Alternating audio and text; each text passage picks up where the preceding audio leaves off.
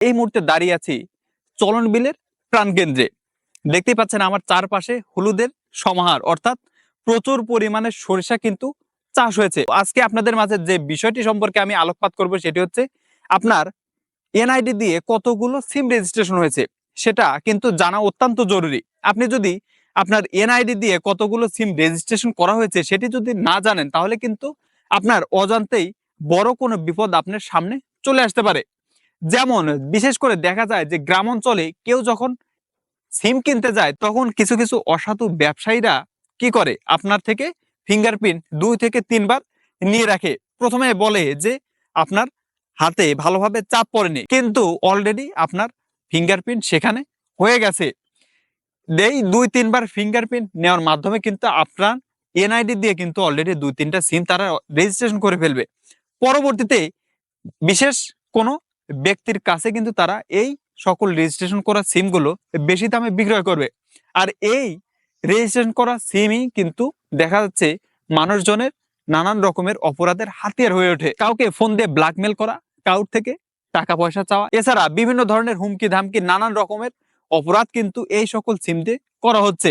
তবে আপনি এখনই যদি সচেতন না হন তাহলে কিন্তু আপনার সামনে এরকম বিপদ যখন তখন আসতে পারে। তবে আপনি কিভাবে বুঝবেন আপনার যে এনআইডি কার্ড আছে সেই এনআইডি কার্ড দিয়ে কতগুলো সিম রেজিস্ট্রেশন করা আছে? আবার আপনি চাইলে আপনার অপরিচিত যে সকল নাম্বারগুলো, যে আপনি সেই নাম্বারগুলো চেনেন না কিন্তু আপনার এনআইডি দিয়ে রেজিস্ট্রেশন করা, আপনি চাইলে সেই নম্বরগুলি কিন্তু পার্মানেন্টলি বন্ধ করে দিতে পারবে। তো চলুন আপনাদেরকে এবার জানিয়ে দেব যে আপনারা কিভাবে আপনার এনআইডি কার্ডের মাধ্যমে যে আপনার কতগুলো সিম রেজিস্ট্রেশন সেটা জানতে পারবেন। বর্তমানে আপনি যে সিমটি ব্যবহার করছেন সেই সিমের ডায়াল অপশনে যে আপনাকে ডায়াল করতে হবে *1600 যখনই আপনি এই কোডটিতে ডায়াল করবেন তখনই কিন্তু একটি ফিরতি এসএমএস আপনাকে করা হবে।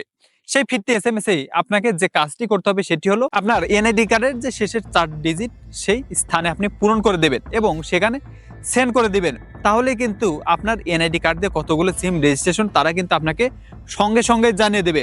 আপনি যদিও সেই নম্বরগুলো ফুল দেখতে পারবেন না, শুধুমাত্র প্রথমের 2 থেকে 3টা ডিজিট এবং শেষের 2 থেকে 3টা ডিজিট কিন্তু আপনার সেখানে দেখার সুযোগ রয়েছে।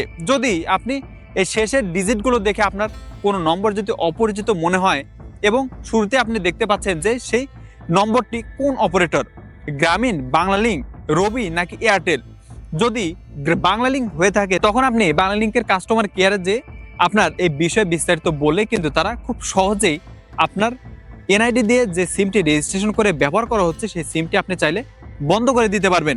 তো কেমন হলো আজকের ভিডিওটি? অবশ্যই ভিডিওটি কিন্তু সবার জন্য অনেক গুরুত্বপূর্ণ।